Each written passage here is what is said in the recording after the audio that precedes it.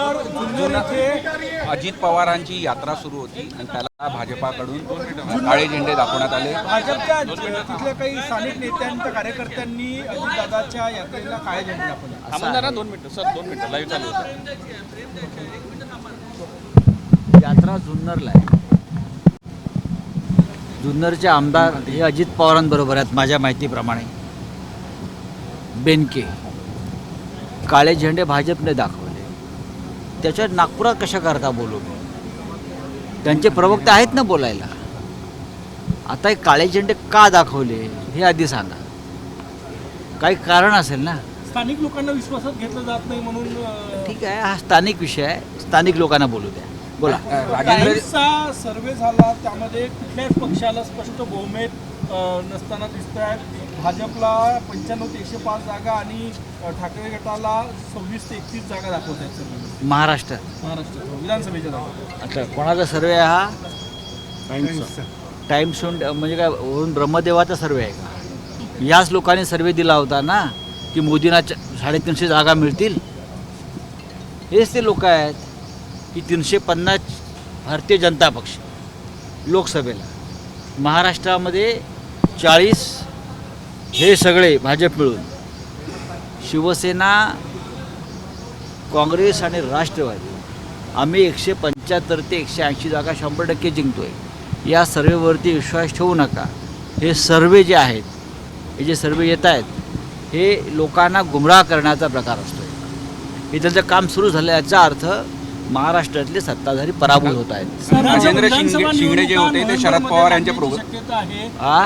विधानसभा निवडणुका नोव्हेंबरमध्ये लागण्याची शक्यता आहे। मुख्यमंत्र्यांनी काल संकेत दिले होते। मुख्यमंत्री कोण संकेत देणार? हे निवडणूक आयोगाने सांगायला पाहिजे। ते निवडणूक आयोगाला खोके दिले काय? निवडणूक आयोगाला खोके दिले का? खरं म्हणजे वन नेशन वन इलेक्शन हा नारा आहे मोदींचा। हरियाणा, झारखंड, महाराष्ट्र, जम्मू काश्मीर या 4 राज्यांच्या निवडणुका एकत्रच व्हायला पाहिजे होत्या, त्यांनी घेतल्या नाहीत। महाराष्ट्र, झारखंड त्यांनी दूर ठेवलं, कारण त्यांना झारखंडमध्ये गडबड करायची निवडणुकीपूर्वी। सोरेन यांना हटवायचे प्रयत्न सुरू आहेत त्यांचा पक्ष फोडून। महाराष्ट्रात त्याला सरकारची जी तिजोरी आहे ती रिकामी करायची आहे मतांसाठी, म्हणून या 2 राज्यांच्या निवडणुका त्याने पुढे ढकललेल्या आहेत। त्या बघू आता काय कसं। राऊत साहेब, काल आपण बोलले होते की नागपूर जिल्ह्यामध्ये एक म्हणजे ग्रामीणमध्ये एक आणि शहरात एक, तर नेमका शहरात कोणत्या जागेवर करता शिवसेना आपली प्रयत्न करते? दक्षिण मतदारसंघातून नागपूरच्या तुमचे जिल्हाध्यक्ष प्रमोद मानमोळी इच्छुक आहे। तुम्ही नागपूर शहरात एक मागणार आहेत, नेमकी कोणती? त्या मागण्यापेक्षा मागायला कशाला पाहिजे? आम्ही रामटेक आमचा लोकसभा मतदारसंघ काँग्रेसला दिलेला आहे, लक्षात घ्या। आणि ती काँग्रेसची जागा निवडून आणण्यामध्ये शिवसेनेचं मतदान हे मोठ्या प्रमाणात आहे। 1 जागा काँग्रेसची वाढली विदर्भात, रामटेक। अमरावती आमची जागा होती खरं म्हणजे, ती आम्ही काँग्रेसला दिलेली आहे, लक्षात घ्या।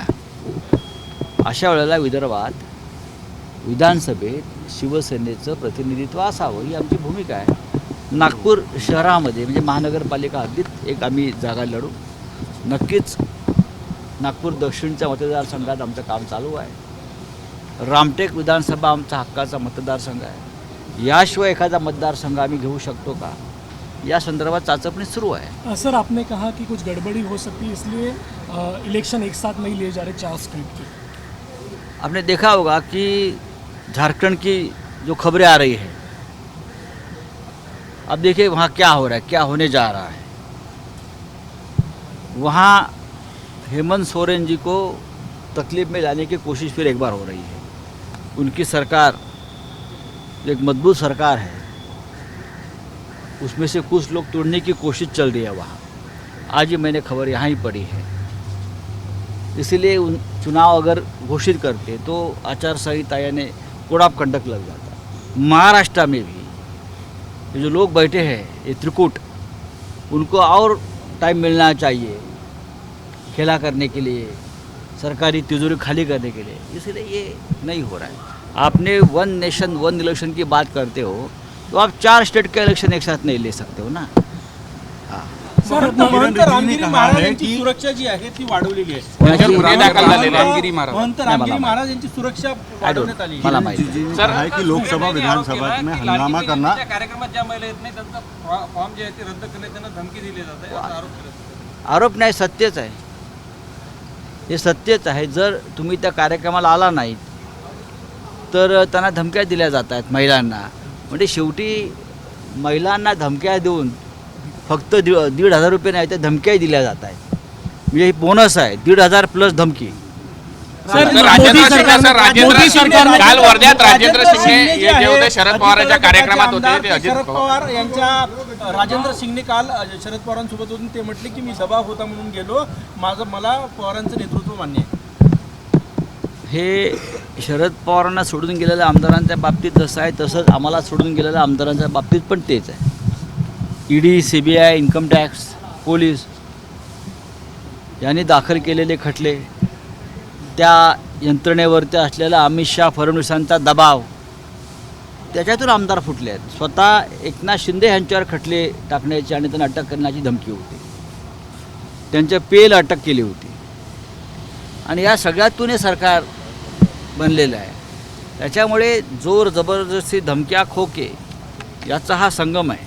मोदी सरकार ने एक इश्तेहार निकाला है, उसमें joint director, secretary, joint secretary के 45 पद ये लेटरल एंट्री से भरने जाने हैं. नागपुर से भरने वाले हैं सब, सर अंजली दमानी ने कहा है कि लोकसभा नागपुर से भरने वाले हैं सब. सर अंजली दमानी यांनी गंभीर आरोप केले अजितदादांवर. चला.